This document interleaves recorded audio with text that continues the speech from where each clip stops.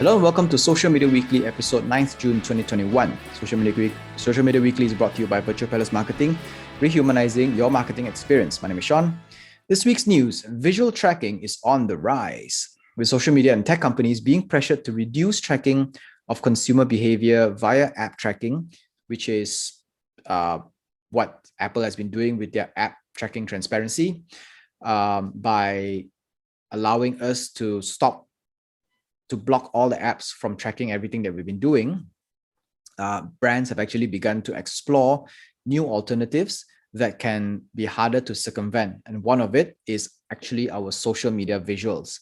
Brands are now actively collecting social media images or videos that we share online in an attempt to figure out what we like. For example, Visual Insights by YouScan aims to help brands obtain insights from social media images by looking at identifiers like logos, age groups, clothing, surrounding, other objects, city, and other information from one image. And it also can figure out what activities we are doing as well.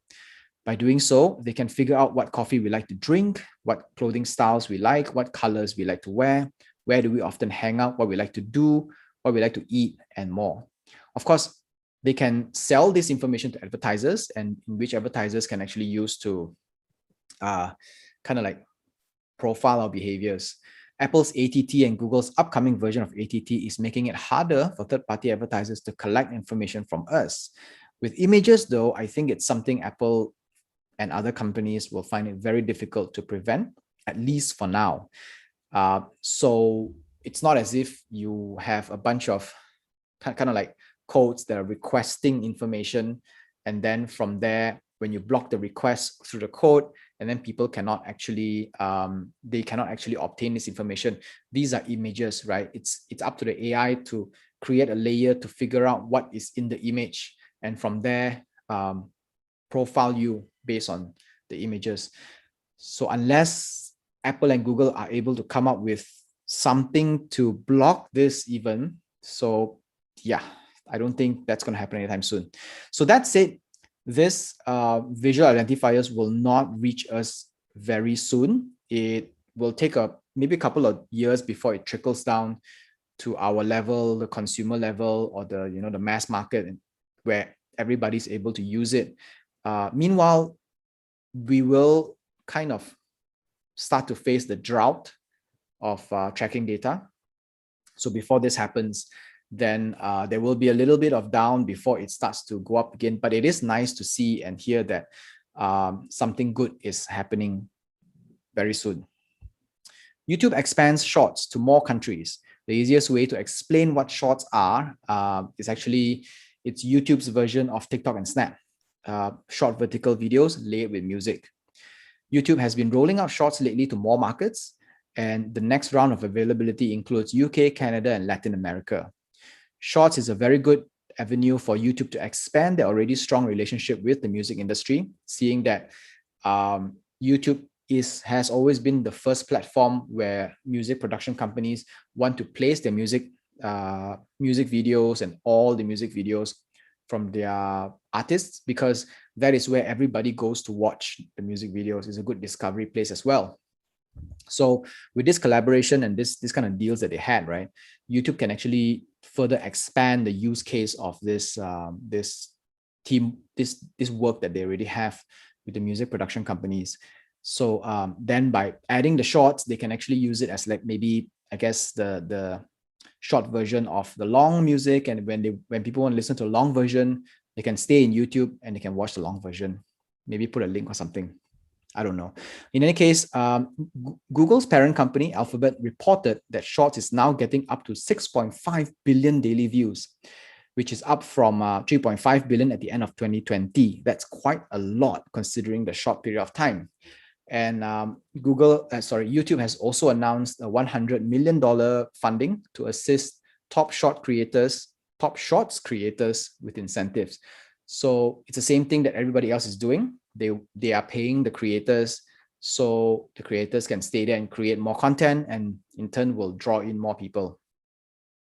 So if you are a brand that utilizes YouTube as your main platform, it is time to sharpen up your Shorts skills on other platforms while waiting for Shorts to reach your shores. So if Shorts has not reached your part of the world yet, you don't have to wait for it to come. You can practice it with IG Reels, practice it with TikTok, because the idea is essentially the same.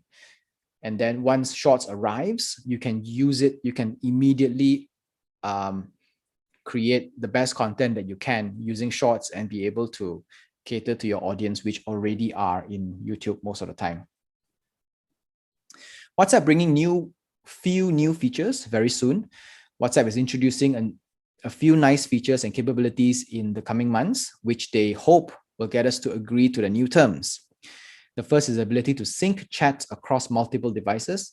At the moment, even though we can access chats on multiple devices, our mobile device, which is the core device that houses your WhatsApp chat, has to be nearby in the vicinity. If it's not, then you can't access the chat.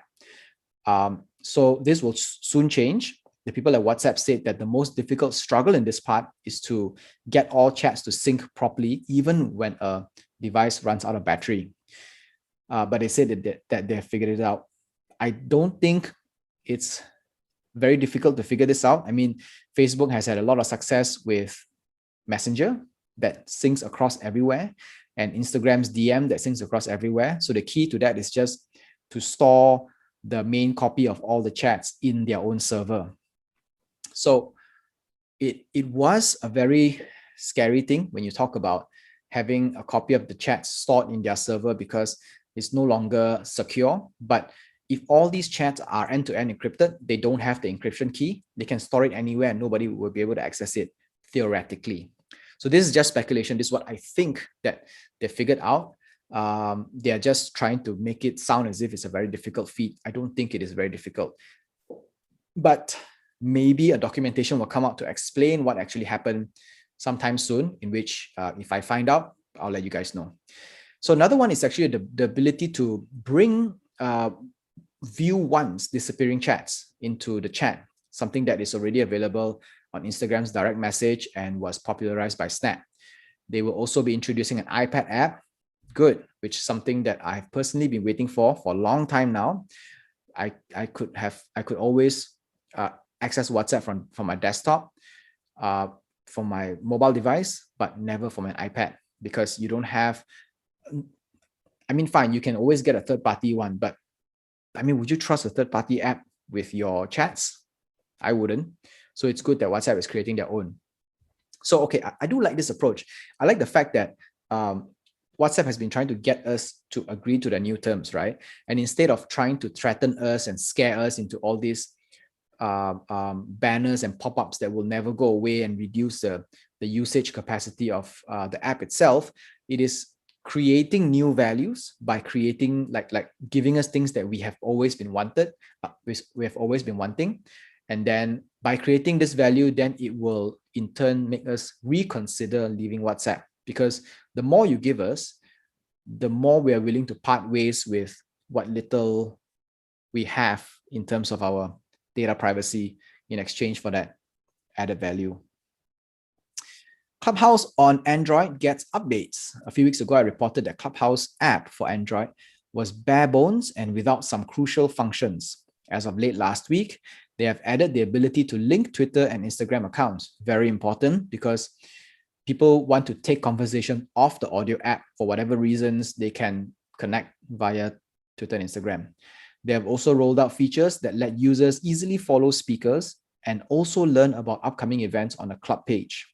Another update allows Android users to directly follow people and clubs from within their rooms instead of having to go out and do it separately. So for those who have been using iOS the whole time, you might find that you've always had these features. You are blessed, because Android users started off not having these features, and these things that we've been taking for granted have just been enabled on the Android app. In a recent tweet, Clubhouse said that they will be doing away with the invite-only format by the middle of this year, by summer. So we hope that will start to bring more people into the fold and easier to use the app as well. Because I think last week or 2 weeks ago, I reported that there were 15 million people who downloaded the Android app, but only 1 million have signed up. So there are 14 million still waiting for invitations. So by this being removed, they don't have to wait, and there will be a massive surge in the user base of the app. India is unhappy that Twitter isn't following its rules. India knows that social media companies need to be on its country, seeing that it is currently the fastest growing in terms of technology adoption compared to anywhere else in the world. This puts the authorities in a position to be making demands and having them met. One such demand is the Intermediary Guidelines and Digital Media Ethics Code, which means social media companies could be subjected to legal action if they fail to follow the code's provisions, which are aimed at regulating their content. It called for Twitter, Facebook, and WhatsApp to remove content within 36 hours of receiving a legal order. Yep, this is India's attempt at censoring content within its borders. The rule also requires these companies to have a grievances officer who would acknowledge user complaints within 24 hours. I like this because Facebook has been very bad at this. You lodge a complaint and no one gets to you within weeks, months, nothing ever happens. A chief compliance officer and a contact person who will be available to law enforcement agencies 24 hours a day. Eeks. So just in April of this year, 2 months ago, the Indian government forced Twitter to remove tweets critical of the government's handling of the COVID pandemic. This was during the massive surge that was going on in India. Everybody were tweeting about what happened in India and how they completely lost control. So the government kind of strong arm Twitter into completely banning all this content, at least in India itself. So this kind of creates a very dangerous precedence because Twitter has always been about freedom of speech and all that stuff, right? And if a country can come in and strong arm a social media platform into not allowing them to post or allowing certain content to go out just because that company needs to be in that country because the market is growing, then the whole internet itself will be splintered into different parts where different parts of the internet will not have access to certain things as the other parts of the world.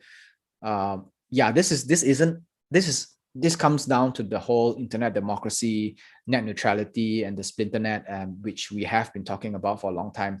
So I guess there will always be a back and forth before a middle point is reached. Right, so that's all for Social Media Weekly this week. Social Media Weekly podcast is available on Anchor FM, Google Podcasts, Apple Podcasts, Spotify, and more. Our full videos are available on YouTube, and we post splits and clips on Instagram and Facebook. If you like Social Media Weekly, it would really, really help if you could rate and review it on the podcast feeder of your choice or on YouTube so more can discover it and perhaps even like it. That's all for Social Media Weekly this week. It's 9 June 2021. My name is Sean. See you next week. Stay safe. Au revoir.